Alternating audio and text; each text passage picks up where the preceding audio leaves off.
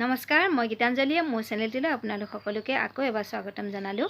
আজি আৰম্ভ কৰিছোঁ মোৰ ব্লগটো। আশা কৰোঁ আপোনালোকে শেষলৈকে চাব আৰু কেনেকুৱা লাগিলে শেষত কমেণ্ট এটা লিখি জনাব নাপাহৰিব, লাইক এটাও কৰি দিব।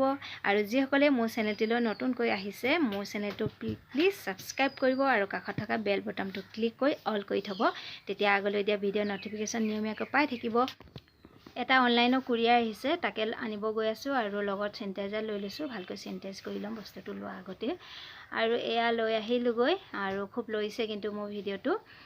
আৰু এইটো হ'ল আজি 2 দিন। এইটো আনি দিয়া দিনাখনেই ঘৰতে আনি দিছিলে। এইটো অনাৰ পিছতে মই এনেকৈ চেনিটাইজ কৰি লৈছিলোঁ।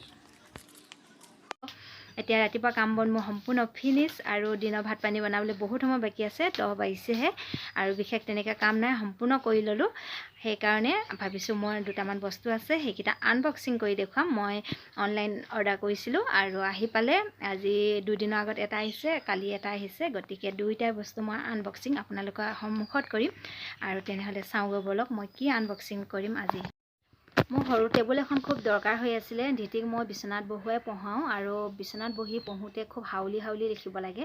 হাউলি লিখাটো স্বাস্থ্যৰ কাৰণে ভালো নহয়, সেইকাৰণে সৰু টেবুল এখন খুবেই দৰকাৰ হৈ আছিলে। আৰু মই অনলাইনতে চাইছিলোঁ আৰু পাই তেনেকৈ মই অৰ্ডাৰ কৰিলোঁ। আৰু এতিয়া বস্তুটো চাওঁ ভিতৰতনো কেনেকৈ আহিছে, কিবা হৈ আহিছে। আৰু এয়া মই এইটো কালাৰ বিচাৰিছিলোঁ আৰু এইটো কালাৰতে আহিছে। আৰু ধিতিয়ে এতিয়া এখন বিচনাৰ ওপৰতে বহি পোন হৈ লিখিব পাৰিব।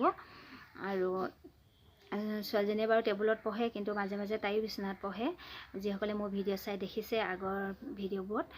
আৰু এয়া টেবুলখন ভালেই আহিছে, একো ভঙা চিঙা হৈ অহা নাই। ষ্টেণ্ডকেইটাও ষ্টিলৰ হয়, মজবুতেই আছে। টেবুলৰ ওপৰৰ পাতটো ভাল। আৰু এটা পাৰ্চেল আছিলে এইটো। মই 2খন বিচনা চাদৰ কম্বো পেক অৰ্ডাৰ কৰিছিলোঁ। পেকেটটো দেখি লগা নাই যে ইয়াত 2খন সোমাই আছে, তাতে লগত দুটাকৈ গাৰু কভাৰ। নাজানো আৰু ভিতৰত কি আছে।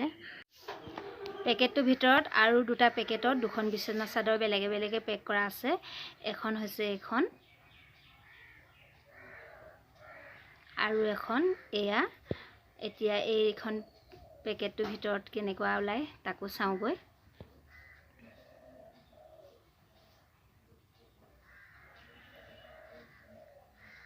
এয়া এটা গাৰু কভাৰ আৰু গাৰু কভাৰ ডিজাইনেই গোটেই বিচনা চাদৰখন ডিজাইনটো। আৰু এটা গাৰু কভাৰ, এইটো দুইটাও একে আৰু 2 চাইড একেই। আৰু ধুনীয়াকৈ কাষৰ চাইডকেইটা চিলোৱা আছে এনেকৈ, আৰু কটনৰ হয়। আৰু এখন বিচনা চাদৰ এবাৰ মই খুলি দেখুৱাব লৈছোঁ। এয়া ইয়াৰ গাৰু কভাৰকেইটা, এয়া এটা 2 চাইড একেই আৰু ডিজাইনটো গোটেই বিচনা চাদৰ ডিজাইন এইটোৱে সৈতে গাৰু কভাৰ ডিজাইন একেই। আৰু আনটো গাৰু কভাৰ হৈছে এয়া।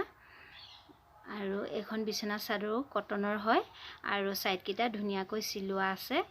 আৰু বিচনা চাদৰ 2খনেই মোক খুব ভাল লাগিছে। প্ৰথমে এইখন বেছি পচন্দ হৈছিলে মোৰ, আৰু এইখন দেখিয়ে মই অৰ্ডাৰ কৰিছিলোঁ, কিন্তু আহি পোৱাৰ পিছত 2খনেই মোৰ ইমান ভাল লাগিছে। আপোনালোকৰ বাৰু কোনখন বেছি ভাল লাগিছে জনাবচোন।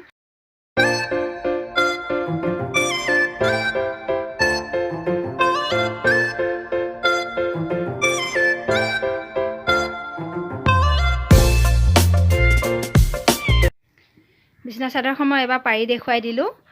এই বিচনা চাদৰখন কিং চাইজৰ বেডৰ কাৰণে ধুনীয়াকৈ হৈছে। আৰু এয়া এইফালে ইমানখিনি আছে, এইফালে আৰু এই পিছফালে এয়া ইমানখিনি মই এনেকৈ ভৰাই থৈছোঁ।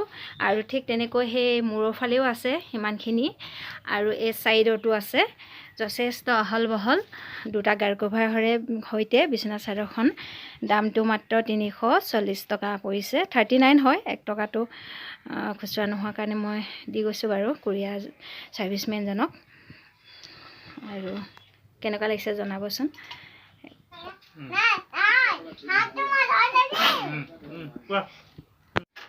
মই আনখন বিচনা চাদৰ পাৰিবলৈ অতি কমেও আধা ঘণ্টা ৰ'বলগীয়া হ'ল।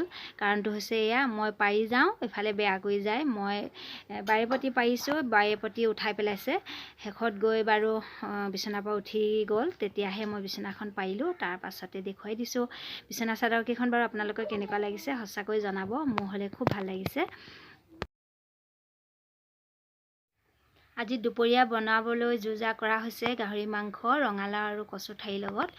আৰু বনাবলৈ আহিছে প্ৰতিদেৱ মাংসৰ পিচখিনি অকণমান ডাঙৰ ডাঙৰখিনি সৰু কৰি কাটি লৈছে আৰু এয়া 50% হৈ গ'ল বনোৱা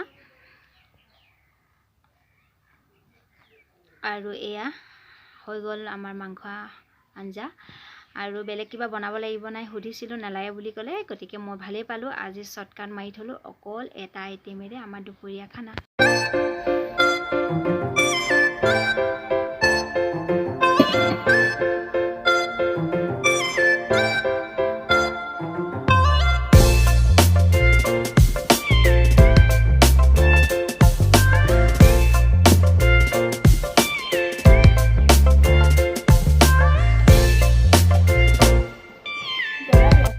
মাংস খাবলৈ বিৰাট টেষ্টি হৈছিলে খুব ভাল লাগিলে প্ৰতিদেৱে এনেও খুব ধুনীয়া বনায় ল'ৰা ছোৱালীকেইটাও দেউতাকে বনোৱা যিকোনো খাদ্য খাবলৈ বিৰাট ভাল পায় আৰু মোৰ তেনেকুৱা সদায় নিজে বনাই খাওঁ সেইকাৰণে মাজে সময়ে বেলেগে বনাই দিয়াবোৰ খাই বহুত টেষ্টি লাগে মোৰ নিচিনা বাৰু কাৰ কাৰ হয় তেনেকুৱা জনাবচোন আজি ব্লগটো ইমানতে সামৰণি মাৰিলোঁ নতুন ব্লগেৰে আকৌ লগ পাম আজিলৈ বাই বাই